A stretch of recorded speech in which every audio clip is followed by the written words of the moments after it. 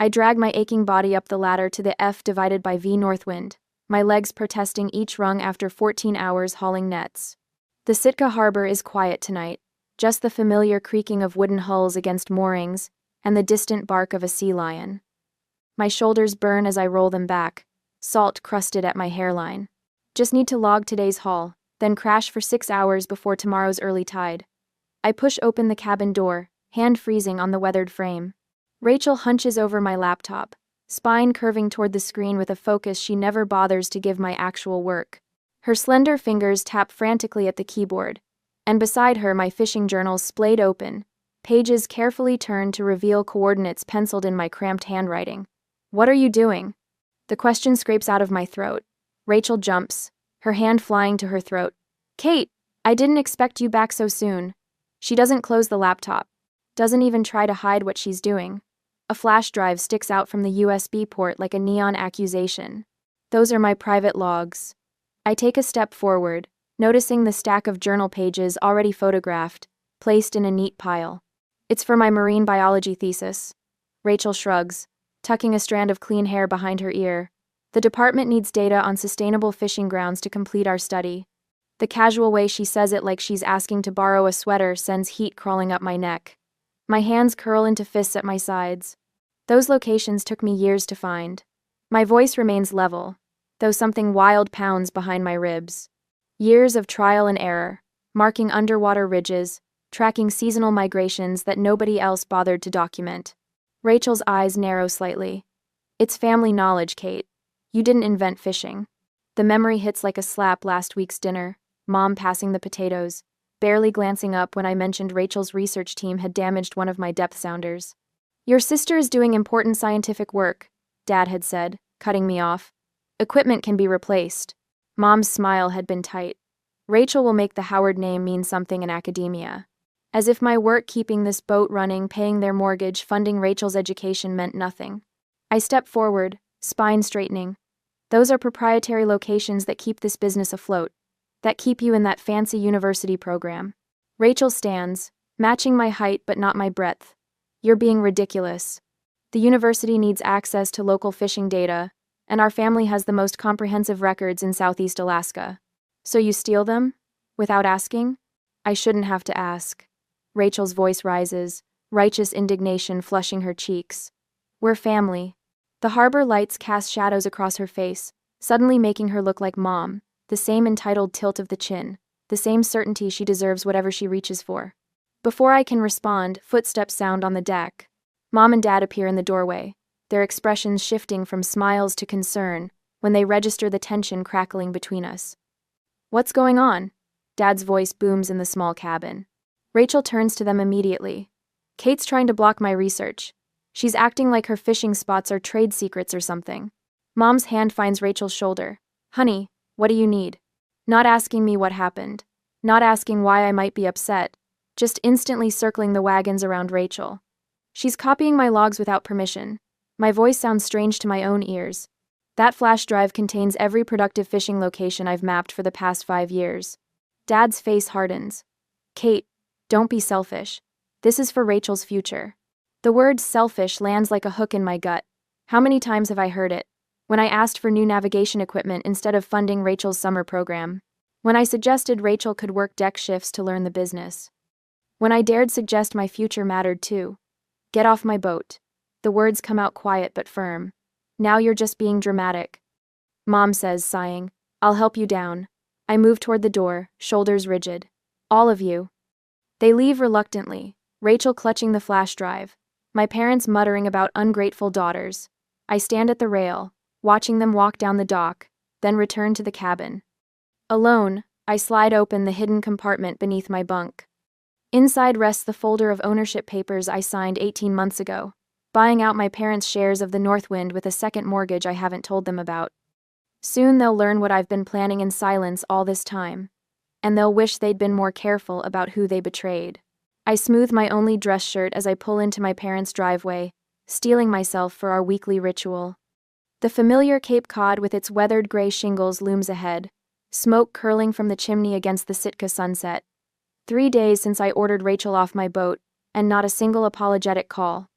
Grandpa Howard sits on the front porch rocking gently, his gnarled fisherman's hands resting on worn denim. His eyes catch mine with an intensity that makes me pause. Mike and Thomas stay behind.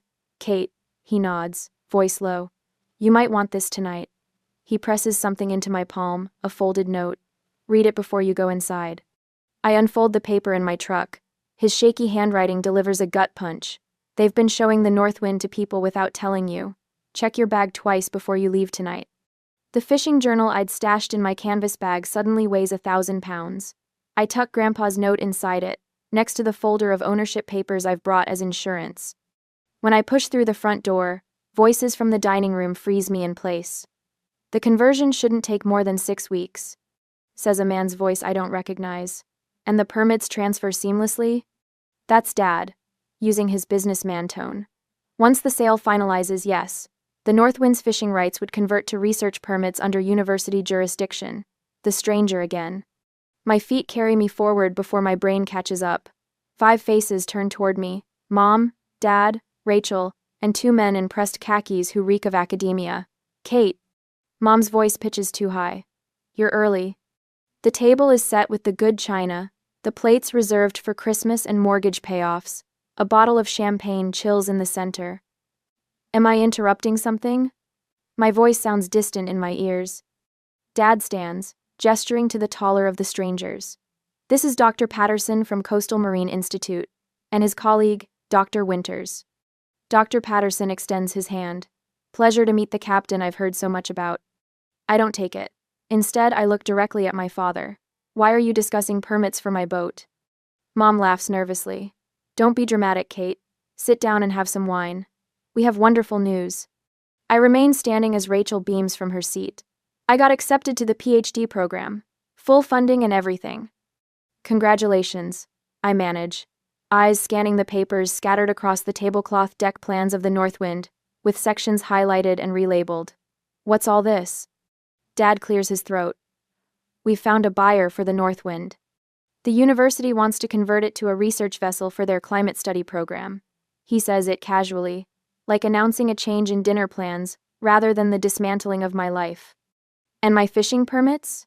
The words scrape against my throat. Would transfer with the sale, Doctor. Patterson explains, leaning forward. We'd maintain them under university control for occasional commercial catches to supplement research funding. I see. I remain standing, my knuckles white against the back of the empty chair. And when were you planning to tell me? Mom waves dismissively. We're telling you now, honey. It's a wonderful opportunity. Rachel will have first priority on research expeditions. Through the front window, I spot my deckhands, Mike and Tomas, leaning against their trucks in the street right where I asked them to wait after Grandpa's cryptic call this morning. We've already shown the boat twice, Dad continues. Dr. Patterson thinks we can close by month's end. Rachel reaches for the champagne. They're going to rename it the Howard Research Vessel. Across the table, Grandpa catches my eye, giving the barest nod toward my bag.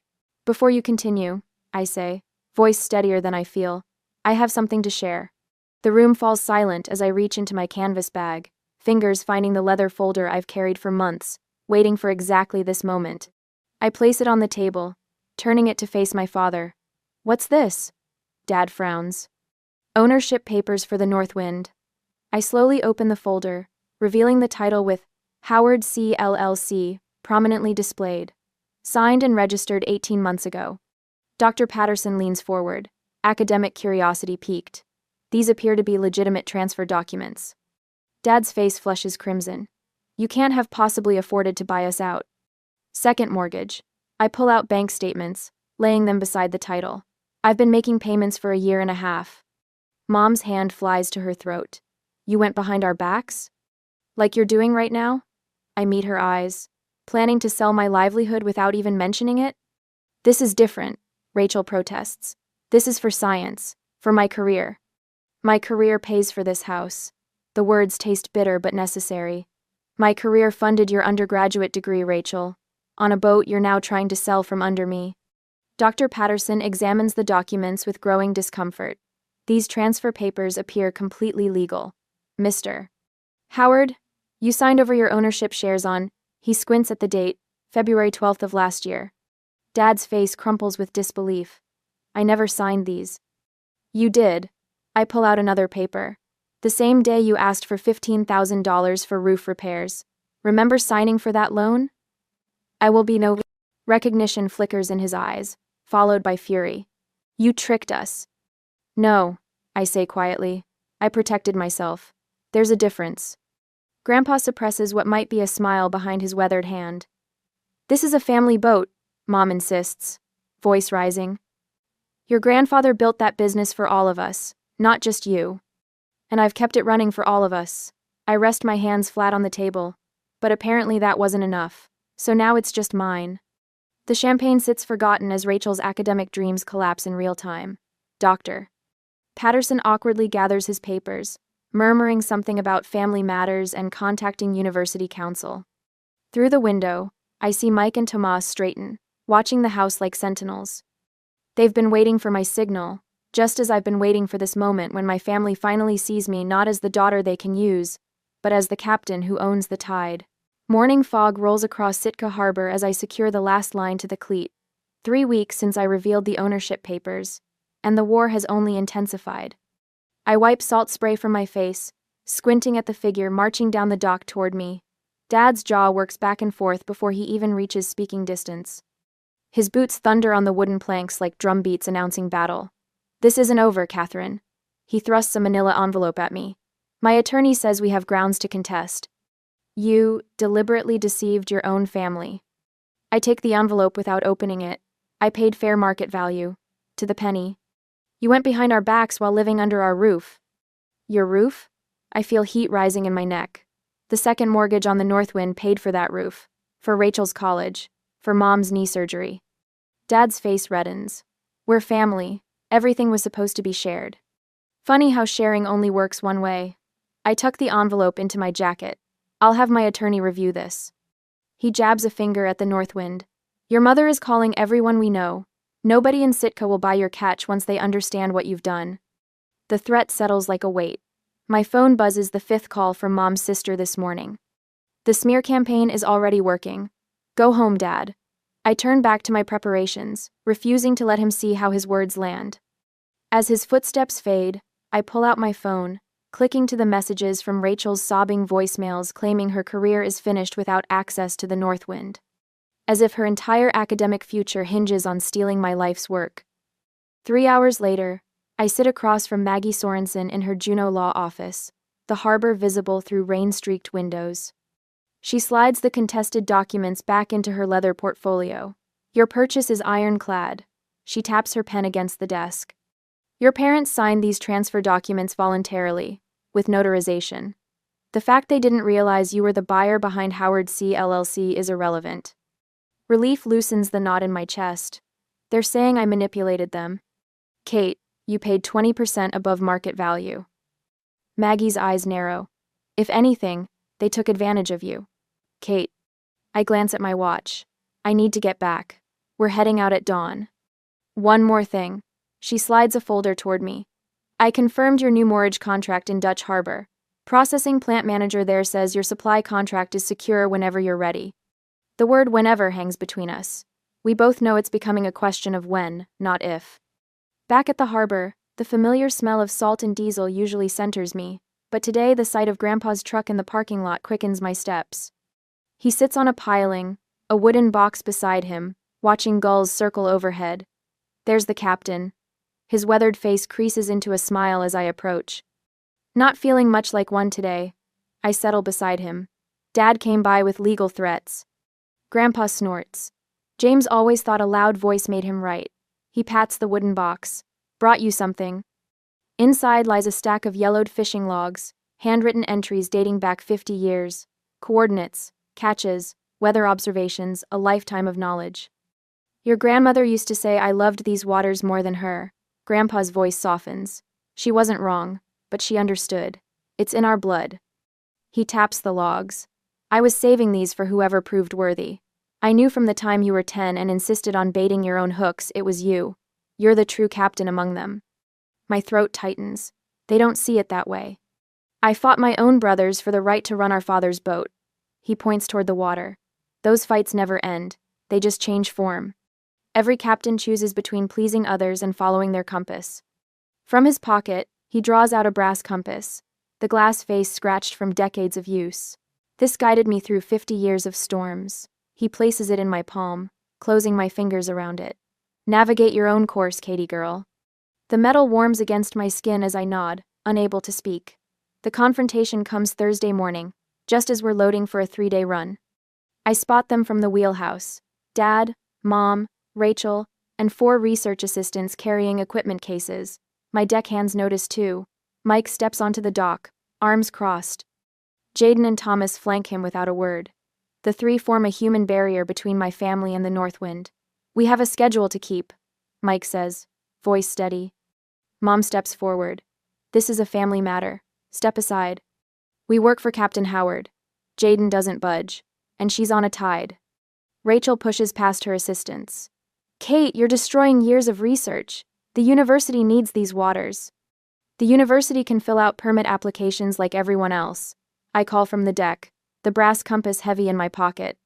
Dad's face darkens as he turns to the research team. Load the equipment, she won't stop you. As the assistants move forward, I raise my hand. Step on my vessel without permission, and I'll have you arrested for trespassing.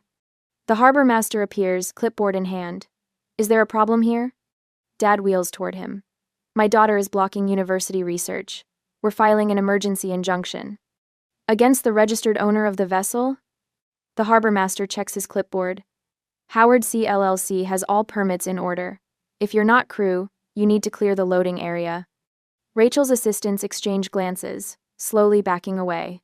Mom's eyes fill with tears as she clutches Dad's arm. I feel a moment of wavering, then remember Grandpa's words about choosing my course. That night, I gather my crew in the galley. Steam rises from coffee mugs as I spread charts across the table. Dutch Harbor, the Bering Sea. New grounds, far from Sitka's watchful eyes. These contracts offer each of you 15% of the catch instead of 10. I slide the papers forward. I understand if this is too much family drama for anyone. Mike scans the document, then looks up. When do we leave? Dawn. I trace our course on the map with my finger, without looking back. Thomas raises his mug. To the Northwind. As they clink cups, I feel something unfamiliar rising in my chest. Not anger, not hurt, but liberation. Tomorrow, the horizon will open before us, and for the first time, I'll be truly at the helm of my own life. I think of the compass in my pocket, pointing towards something that was always mine to claim. The pre-dawn darkness wraps around the Northwind like a promise as I guide her through the narrow channel leading from Sitka Harbor. My hands steady on the wheel, knuckles white not from strain but resolve. Each turn of the propeller carries us farther from the only home I've known, but with every nautical mile, the vice around my chest loosens a notch. We're clear of the last marker. Captain Marco, my first mate of 7 years, stands beside me in the wheelhouse, voice low as if we're stealing away rather than claiming what's rightfully mine. Take her to cruising speed. I nod, allowing myself to look back at the fading lights of Sitka. The town sleeps, unaware that the Northwind won't return to her usual slip. I didn't expect the sight to sting so much. The satellite phone on the console buzzes for the 3rd time in 20 minutes. Dad again. I let it ring until silence returns. They're gonna keep calling. Marco raises an eyebrow, the lines around his eyes deepening. Let them. I pull the throttle forward, feeling the deck rumble beneath my feet as the Northwind responds. The first genuine smile in weeks spreads across my face. We've got new grounds to find. The phone buzzes again before I finish speaking, this time with a text message alert. Coast Guard has been notified of vessel theft. Return immediately or face charges. The anger I've tamped down flares hot in my belly. I grab the phone, thumbs flying across the screen. Vessel documentation filed with Maritime Administration shows Howard C. LLC as sole owner. Try again, Dad. I forward the title documents to the harbor master and 3 other captains in the fleet. Insurance against whatever story my father's spinning on shore. Marco whistles low. Your dad playing the stolen boat card? Harsh. Not as harsh as trying to sell my livelihood out from under me. I tuck the phone away, focusing instead on the chart plotter, where I've marked our course to the Bering Sea grounds. New territory for the Northwind, but I've spent months gathering intelligence from other captains, studying current patterns, mapping underwater ridges where king crab gather. By mid-morning, calls shift to Rachel's number.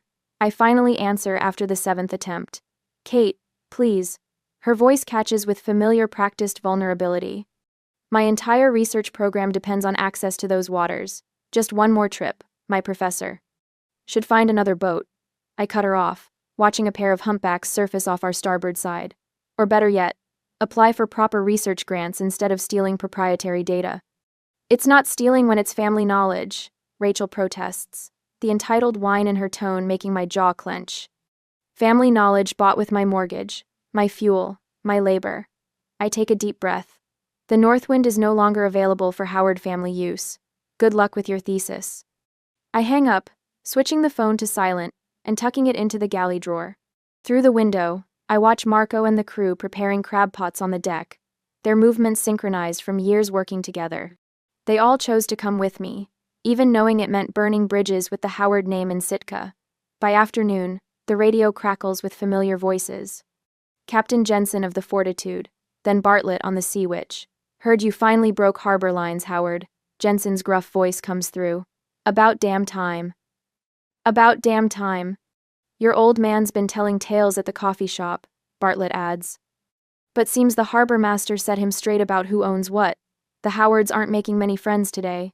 Their support loosens something in my throat. I've known these men my whole life, watched them treat my father with deference while he leveraged the Howard name. Now they're choosing sides mine. 3 days later, we dropped pots in waters I've never worked before. The crew is quiet, tense, knowing everything rides on this haul. I've staked everything on being right about these grounds.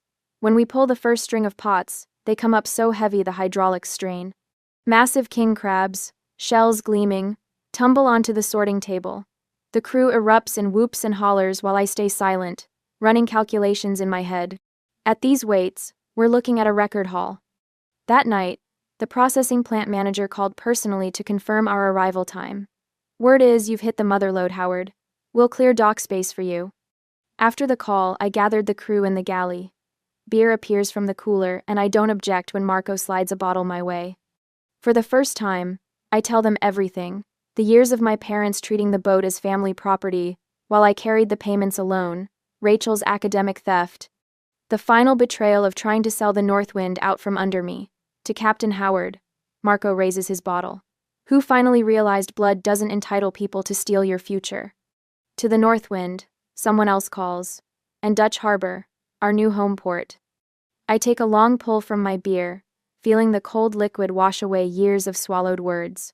My phone shows 17 missed calls and a social media notification.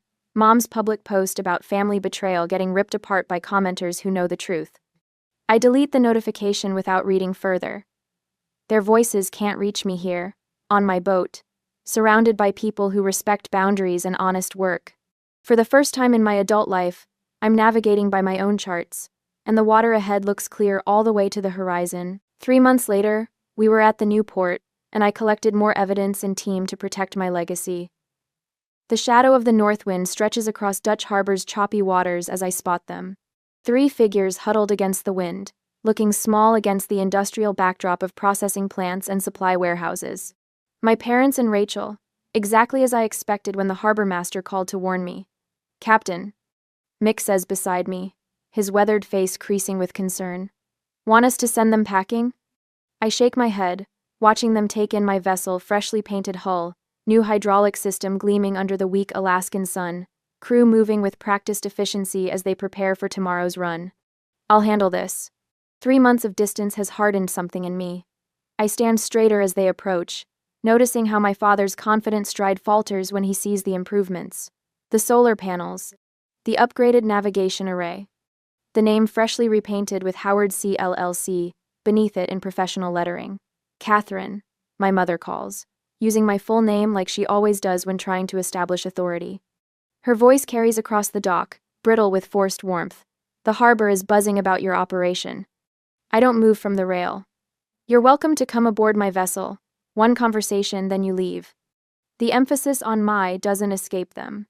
They exchange glances, the same silent communication they've used my entire life when plotting strategy. Rachel clutches a leather portfolio against her chest like a shield.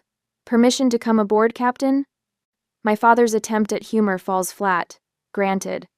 I lead them to the galley, recently renovated with the profits from our Record King crab haul. The space feels smaller with them in it, but for once, I don't shrink myself to accommodate them. I gesture to the bench seats, remaining standing. Coffee? I offer, pouring myself a cup without waiting for their answer. My father leans forward, hands clasped between his knees, his negotiation posture. Kate, we've been thinking. It's time we put this unpleasantness behind us. We're still family, my mother adds, reaching across the table as if to touch my hand. I move it away, wrapping my fingers around my mug instead. Rachel looks different, thinner, with shadows under her eyes I haven't seen before. The university is establishing a new marine conservation research program, she says. We could form an exclusive partnership. Your fishing data, my research, the Howard legacy, combining traditional industry with conservation science. The rehearsed quality of their pitches hangs in the air between us. I take a slow sip of coffee, letting silence stretch until my father shifts uncomfortably. We could easily restructure ownership, he continues, voice dropping into the reasonable tone he uses with difficult clients. A family co-ownership arrangement. No need for all this. He waves his hand at the boat. Independence. I set my mug down carefully and reach beneath the table for the folder I prepared weeks ago, knowing this day would come. Before you continue, I say, laying it flat between us, let's establish what family has meant up until now.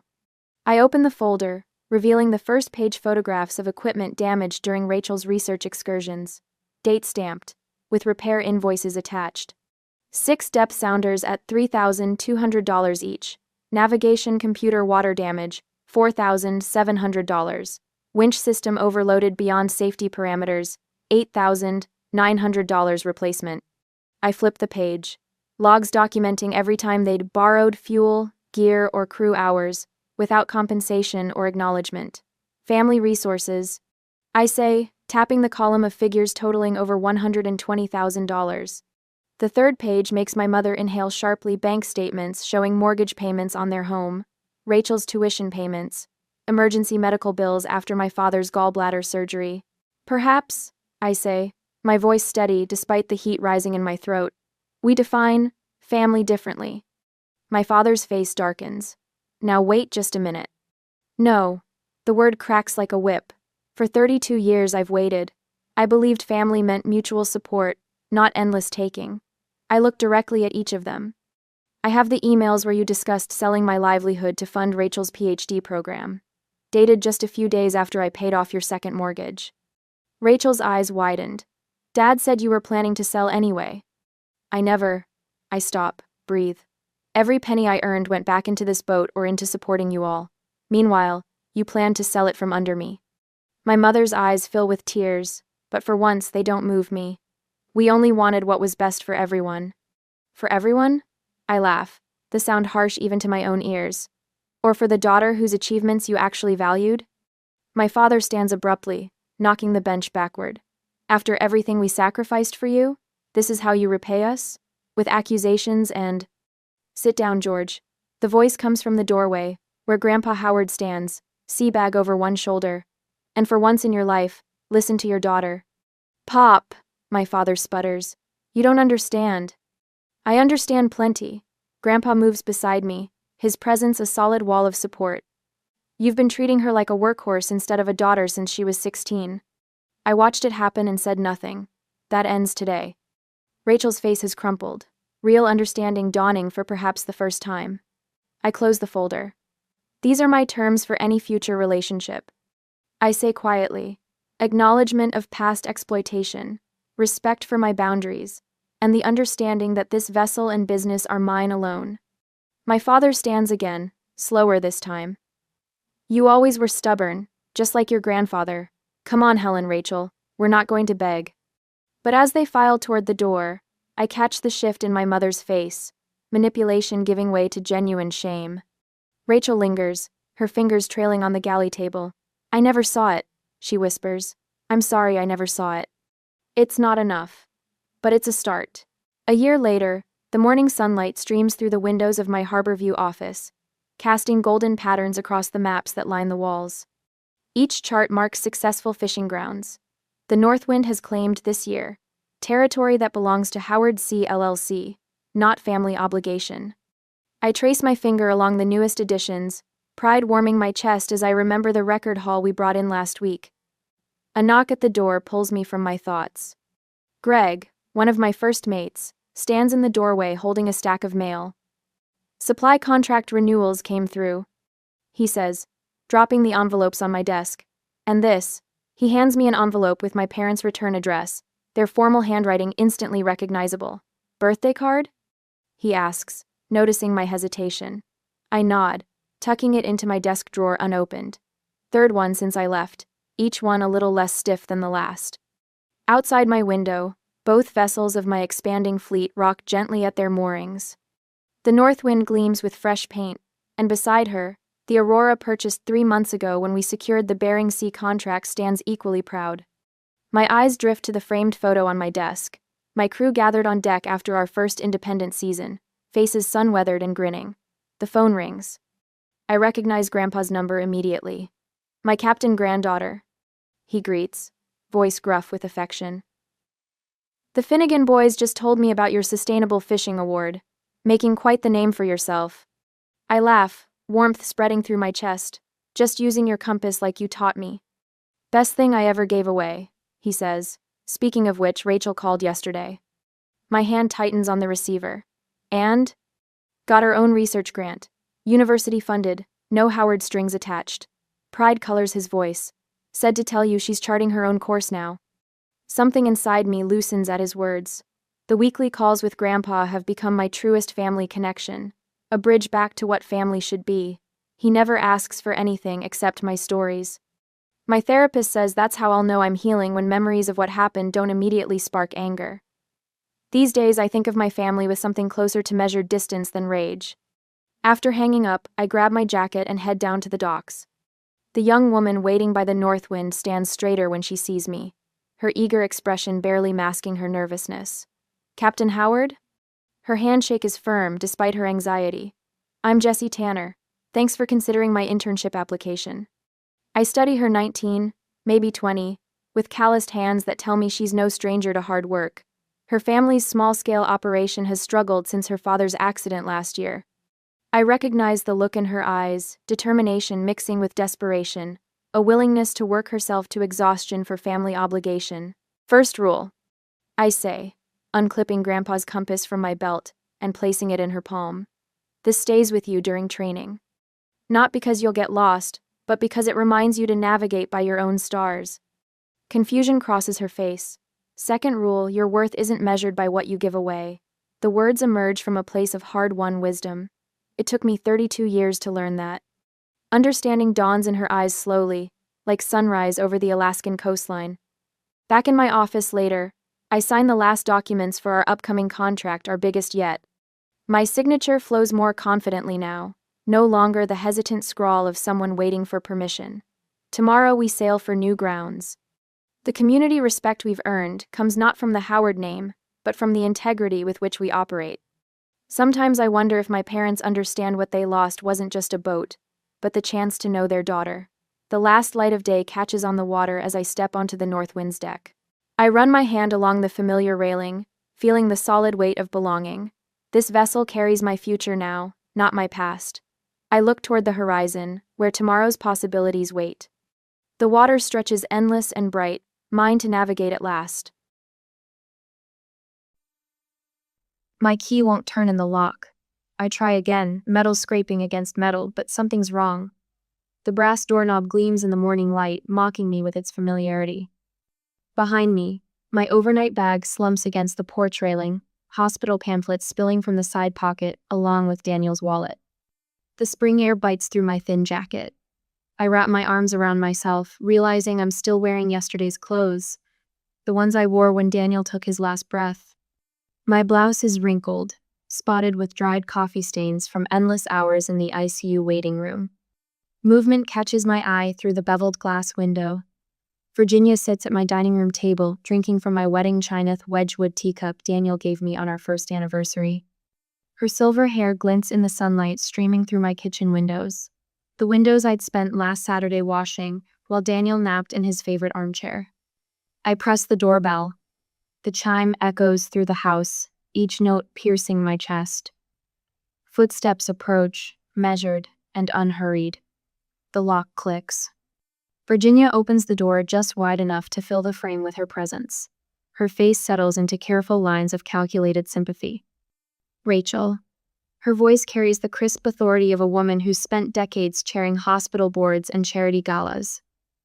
I was wondering when you'd show up. What's going on? My key doesn't work. Daniel bought this house. She smooths an invisible wrinkle from her linen blazer. You weren't married long, no children. No prenuptial agreement. Her lips curve into what might pass for a gentle smile. You don't live here anymore. The words hit like slaps.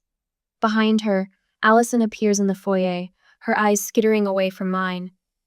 My sister-in-law clutches a cardboard box filled with picture frames. My gaze darts to the entryway wall, where our wedding photo should be. The pale rectangle of unpainted drywall stares back at me. 4 years of marriage, erased while I sat holding my husband's hand in the hospital. This is my home. The words come out as a whisper. Was your home, dear? Virginia's fingers tighten on the doorframe. The family needs to sort through Daniel's belongings. We'll have your personal items packed and sent to wherever you're staying. I stand speechless, grief doubling inside my chest. The roses I planted last fall bloom bright red against the house's gray siding. Daniel had helped me dig the holes, laughing when I insisted on precise spacing. You can't do this. My voice sounds far away, like it belongs to someone else. Virginia's expression hardens. I think you'll find we can. She begins closing the door. We'll be in touch about the funeral arrangements. I back away from the porch, legs moving without conscious thought. The click of the lock follows me down the front walk. My car sits in the driveway where I parked it 4 days ago, rushing Daniel to the emergency room. The key fob feels cold in my palm. I slide behind the wheel, hands trembling as I adjust the mirror. The familiar streets blur past the coffee shop where Daniel and I had our first date, the hardware store where we picked paint samples, the park where he proposed. All of it suddenly foreign, like landmarks in a town I used to know. I pull into the Red Oak Motel on Route 7, fumbling in my purse for Daniel's emergency credit card. The room smells of industrial cleaner and cigarette smoke. I sink onto the sagging mattress, still holding his hospital bracelet. The plastic band lists his admitting date, blood type, allergies, all the clinical details that couldn't save him. My phone buzzes. Virginia's name lights up the screen. Rachel. Her voice drips with honey-coated steel. We need Daniel's laptop password for the estate paperwork. I press my lips together, tasting salt. No. Don't be difficult. There are family heirlooms in that house. I am family. The words scrape my throat. A pause stretches between us. When Virginia speaks again, the honey has hardened to ice. Not anymore, dear. Not anymore. My thumb hovers over the end call button. Through the phone, I hear her sharp intake of breath, preparing another blow. I press down, cutting off her voice.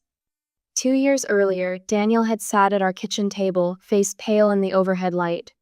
Spreadsheets and past due notices covered the wooden surface like fallen leaves. The company's gone. His voice cracked. Everything we built.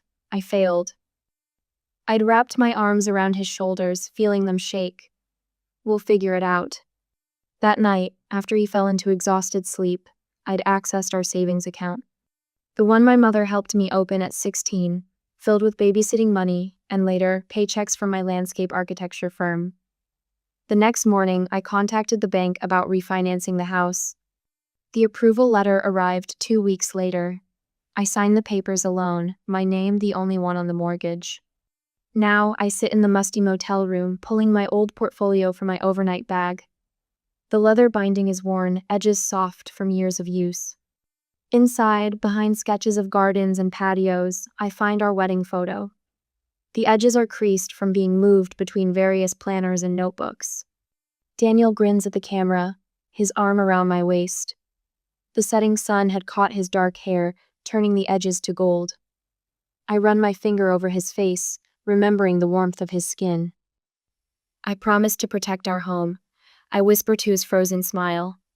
My laptop powers on with a gentle whir. The search bar blinks, waiting. I type slowly, each letter deliberate. Widow's rights in property disputes. The results load, black text stark against the white screen. They thought locking me out would leave me powerless. They had no idea what I was capable of. That next morning, I call Mark, Daniel's helper. The phone rings twice before Mark answers. Rachel? God, we've been worried sick. Daniel's office manager of 6 years launches into what should be condolences, but something in his tone stops me. A hesitation. The verbal equivalent of averting eyes. Virginia cleared out his desk yesterday, Mark says. Said she was next of kin. The words hit my stomach like ice water. Yesterday. While I sat in the motel room holding Daniel's hospital bracelet, his mother was already erasing me. She mentioned you two were separating. Mark's voice drops to barely a whisper. Said Daniel was staying with them before everything happened. The lie spreads through my chest like poison.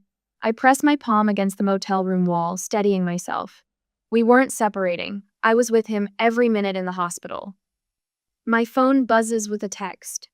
Another bank notification. Attempted access to Daniel's accounts. Virginia's third try since dawn. A knock at my door saves Mark from responding. Monica stands in the threshold, her realtor blazer traded for jeans and a faded UVA sweatshirt.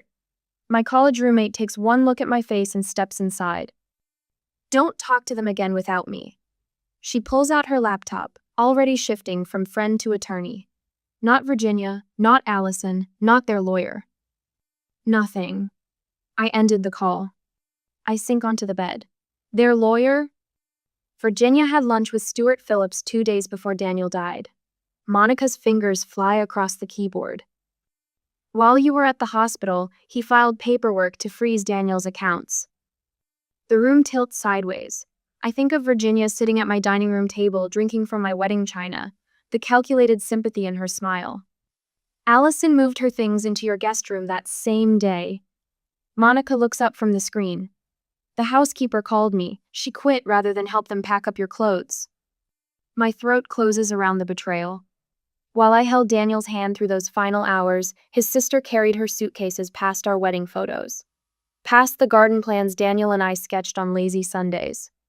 Past every memory they're trying to erase. We need proof of ownership. Monica's voice cuts through the fog. Tax records, deed, anything with your name on it. I close my eyes, picturing the documents in Daniel's home office. The mortgage paperwork I signed alone, protecting our house from his company's collapse. The property tax bills in my name. The laundry room door. The words come out before I fully grasp the plan. The lock sticks unless you lift the handle exactly right. I noticed it during the inspection.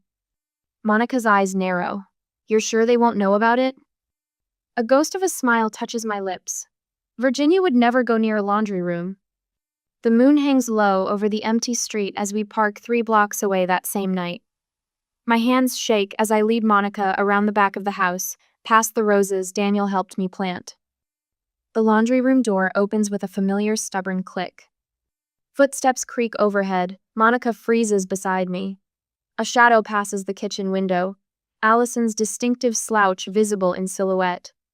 We press against the wall, hardly breathing until she disappears upstairs. 10 minutes later, Daniel's office remains untouched. Too painful for Virginia to sort through, according to the notes she left for the moving company. The room smells of his cologne and coffee, of late nights spent rebuilding after his company failed. I snap photos of everything with trembling fingers. Mortgage statements, property taxes, home insurance policies. The paper trail of our life together.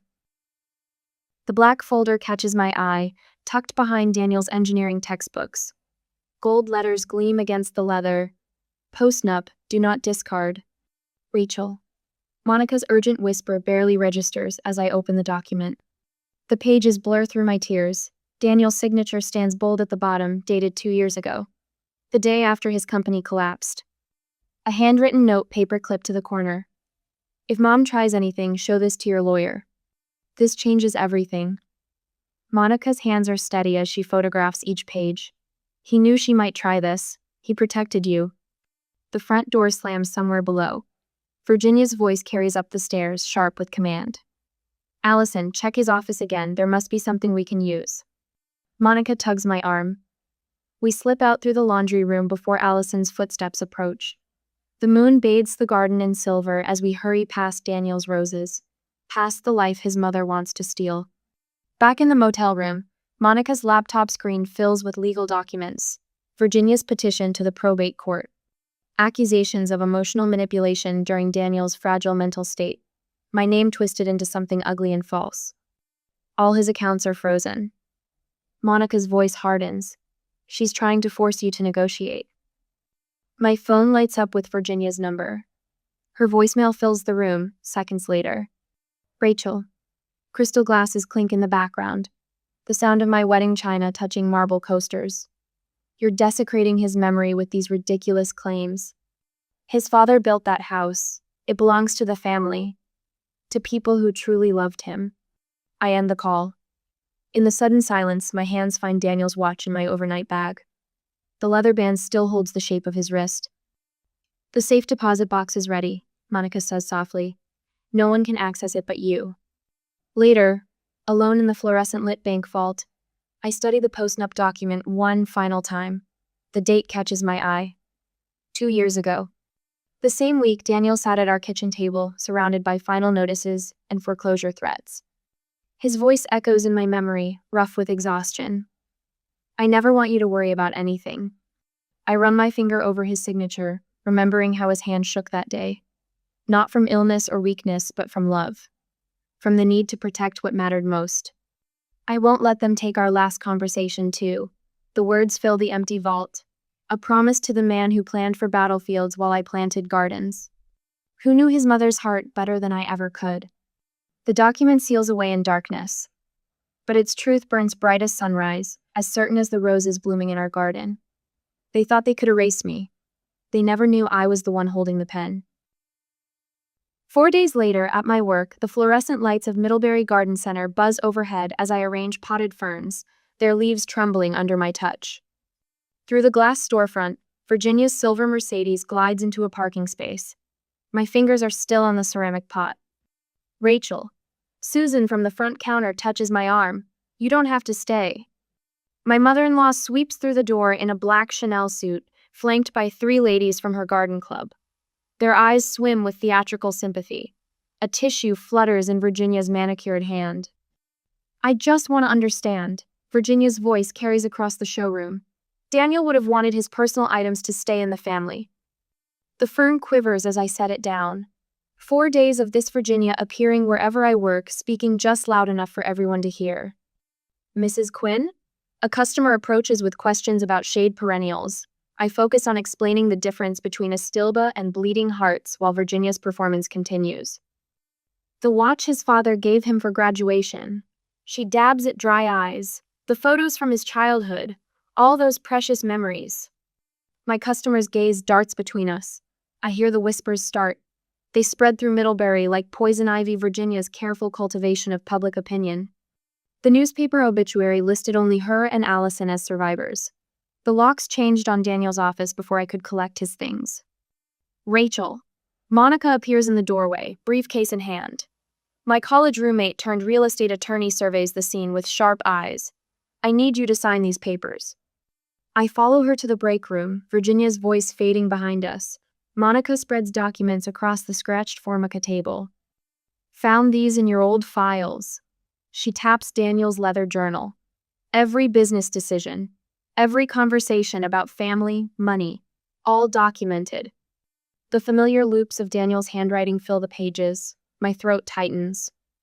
His neurologist's report from March. Monica slides another paper forward. Perfect mental capacity, no sign of cognitive decline. They're saying I manipulated him. The words taste bitter. That I took advantage when his business failed. Let them talk. Monica's smile holds steel. You're not who they think you are. The fluorescent light flickers as we prepare for tomorrow's hearing. My fingers trace Daniel's signature on our mortgage papers. The same careful strokes that signed love notes, birthday cards, anniversary wishes. Morning brings the sterile formality of probate court. Virginia arrives in widow's black, though Daniel was my husband, not her child to mourn. Allison clutches a tissue, eyes darting away when I meet her gaze. Their lawyer paints me in careful strokes the gold digger, the manipulator, the woman who swept in during Daniel's vulnerability. Virginia nods at each accusation, silver hair catching the light. I sit quietly, Daniel's gardening journal in my lap. The same journal where he sketched our future, the rose garden, the stone pathways, the life we plan to grow together. Monica's hand squeezes my shoulder. Your Honor. Virginia's lawyer adjusts his tie. Mrs. Quinn took advantage of my client's son during a period of documented mental distress. If I may. Monica rises, our stack of evidence ready. The house mortgage is in Rachel's name alone, filed 2 years ago with Mr. Quinn's full knowledge and consent.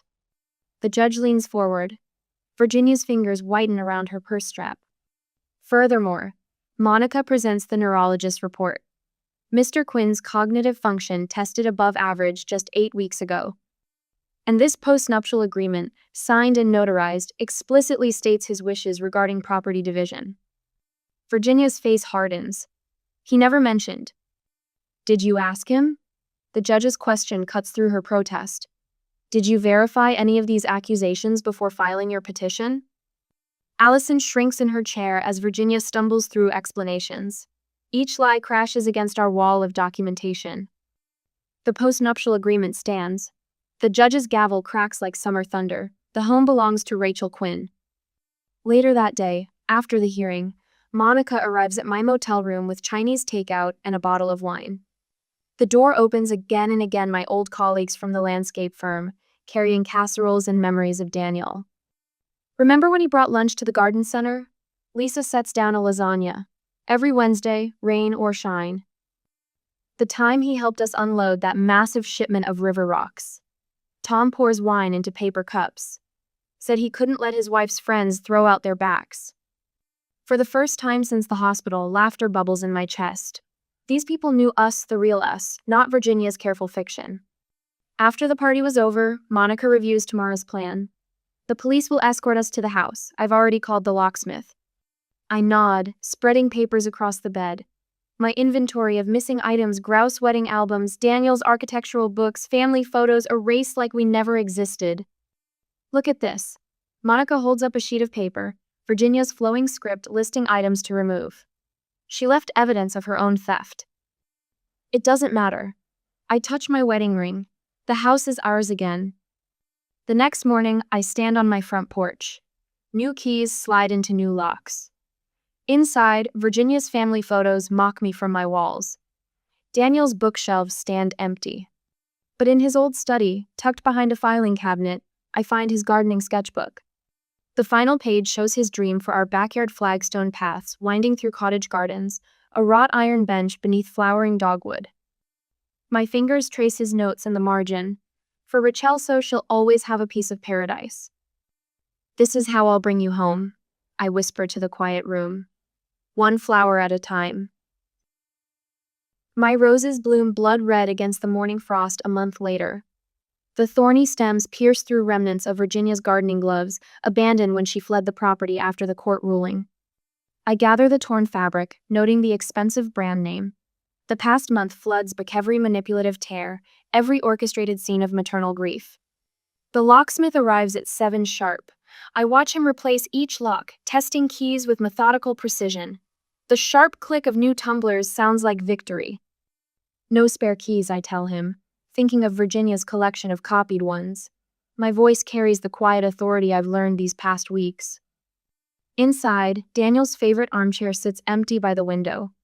Late morning sun streams across the leather, highlighting the worn patch where his hand always rested. I trace the familiar indentation, remembering his laugh when I'd perch on the arm, sharing coffee and garden plans. The security company van pulls up as I'm unpacking the last box of our wedding china.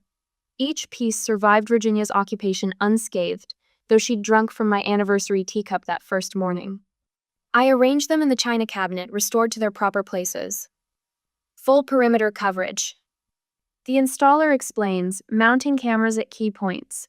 Motion sensors on all entry points. He hesitates.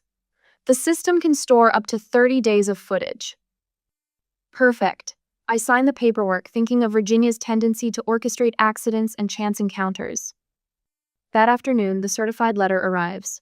Virginia's distinctive handwriting demands the return of family heirlooms, a list that includes my own wedding gifts. The threat of legal action for emotional distress curves across the bottom in elegant script. I file it with Monica's growing collection of evidence. My college roommate turned lawyer has become my shield against Virginia's barrage of demands. Last week's attempt to claim Daniel's life insurance reminded me why I'd kept her on retainer. The phone rings as I'm replanting the flower beds. Allison's number flashes on the screen. Mom says you're erasing his memory. Her voice wavers between accusation and uncertainty. The furniture, the photos. I'm restoring our home. Soil crumbles through my fingers as I nestle marigold seedlings into place. Daniel's favorites, the furniture he chose, the photos of our life together. But the photos your mother hung, the ones that excluded me entirely, rich earth packs around tender roots. They're boxed in the garage. You can pick them up anytime. Silence stretches between us. A cardinal lands on the birdbath Daniel installed last spring, brilliant red against weathered stone. She has new evidence. Allison's whisper carries a warning. About the postnup, she says she can prove. No, the word emerges sharp as thorns. She can't prove what isn't true. The line goes dead. I continue planting, each flower a quiet rebellion against Virginia's attempted erasure of my marriage. The garden Daniel and I planned together blooms beneath my hands.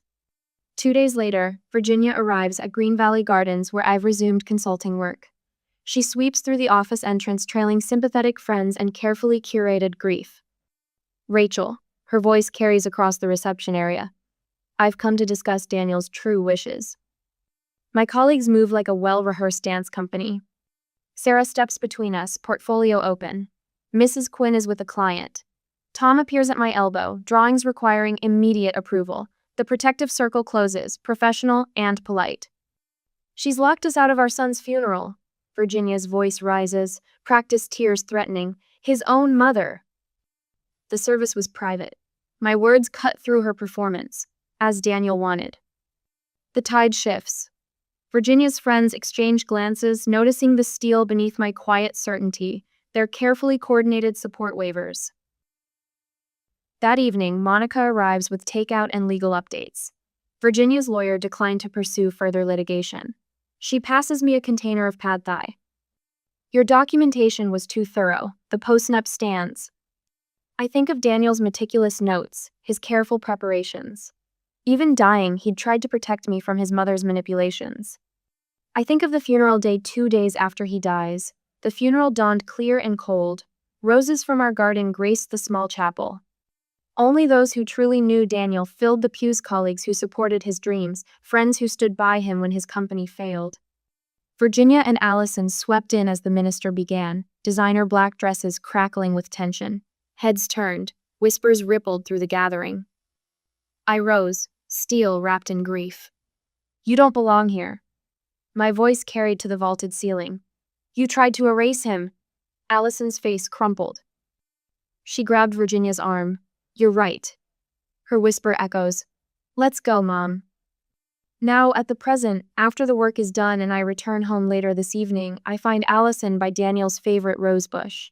Petals scatter at her feet like broken promises. When we enter the house, she follows me. Mom said you never loved him.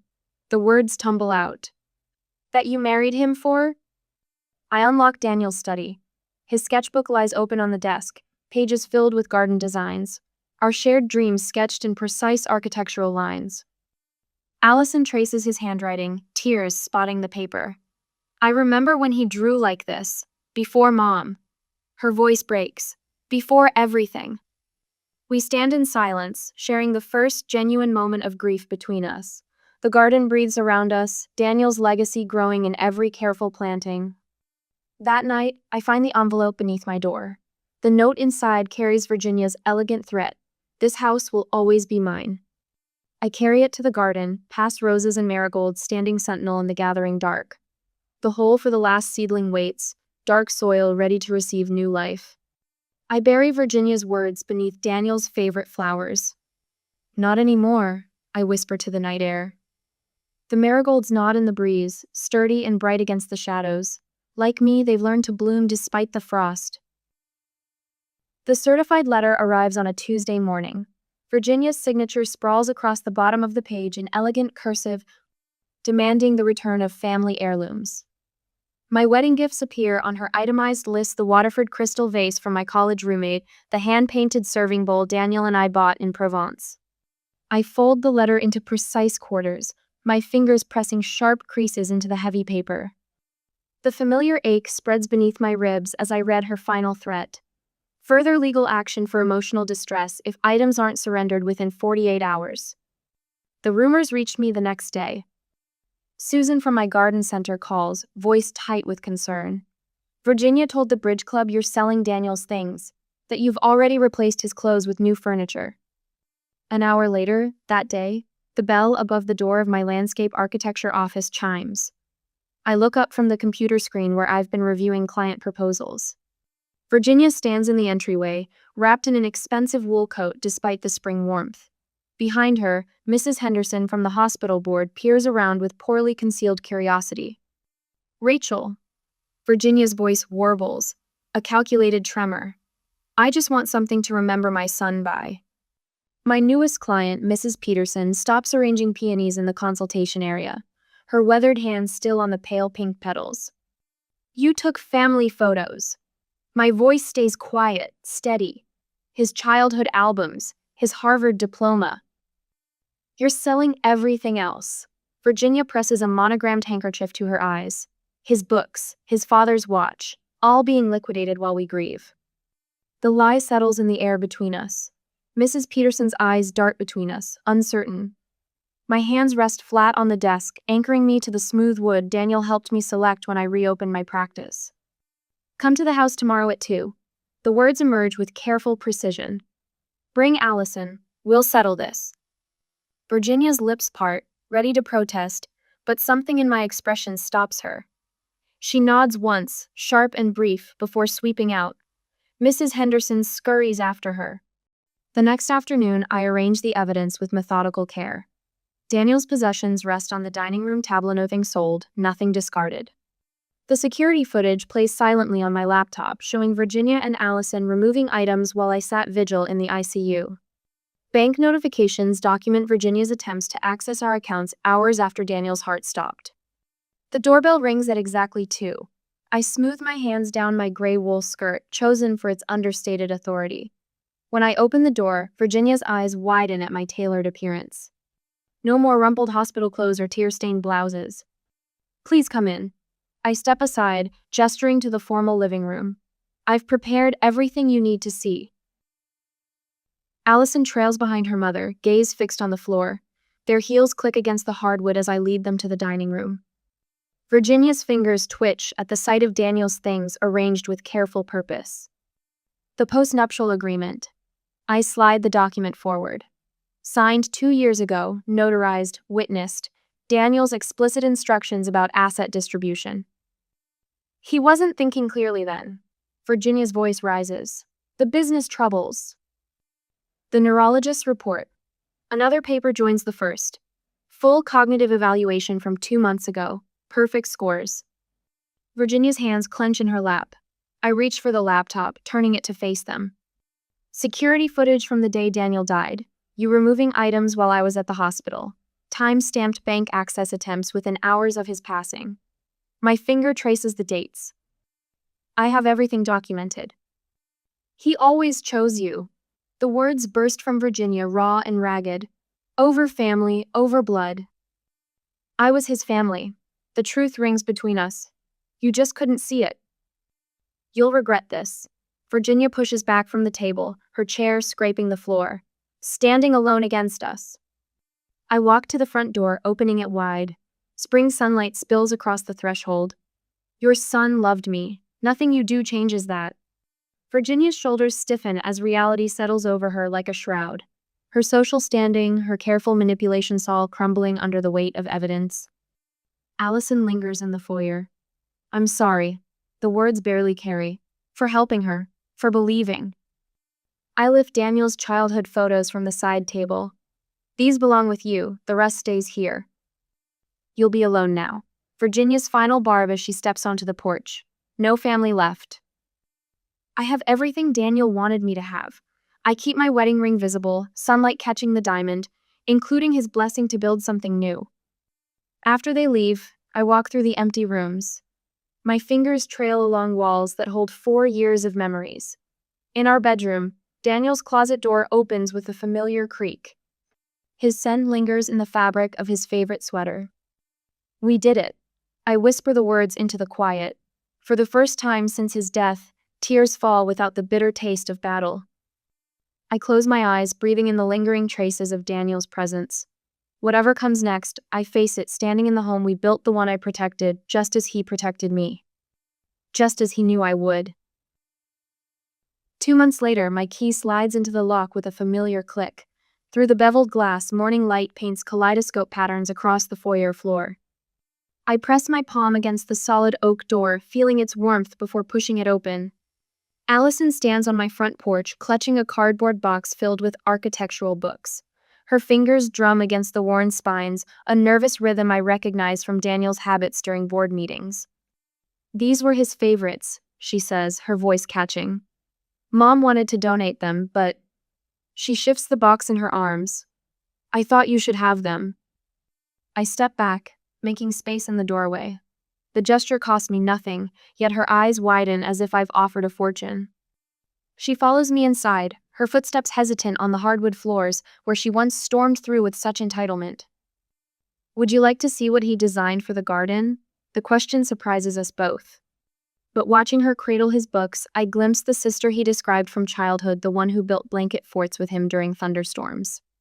She nods, trailing me through the kitchen to the back door.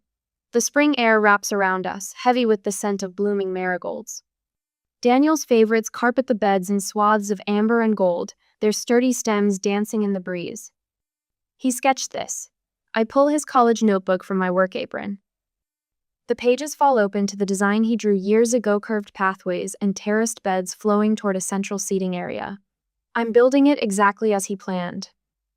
Allison traces the pencil lines with trembling fingers. His handwriting. She stops, pressing her lips together.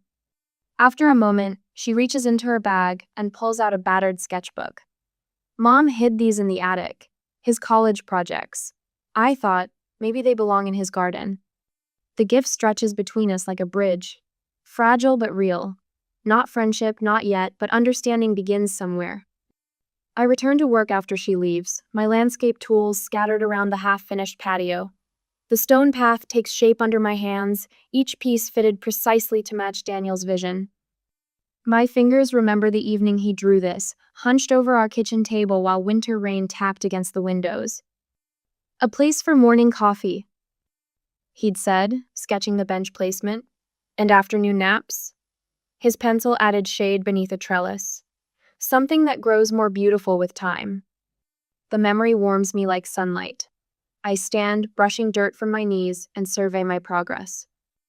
The bones of his design rise from raw earth, retaining walls anchoring the slopes, irrigation lines threading beneath fresh mulch. My company sign stands near the gate, Quinn Landscape Architecture. Inside my home office, golden hour light streams through windows that once felt like prison bars. Daniel's framed photo sits on my desk alongside current projects. A widow rebuilding after a contentious estate battle, a divorcee reclaiming her garden from decades of neglect, women whose stories mirror my own, seeking beauty after loss. Monica arrives as sunset paints the sky in watercolor strokes. She carries champagne and 2 glasses, our tradition since that first legal victory. To the garden, she says, settling onto the new bench. And to you.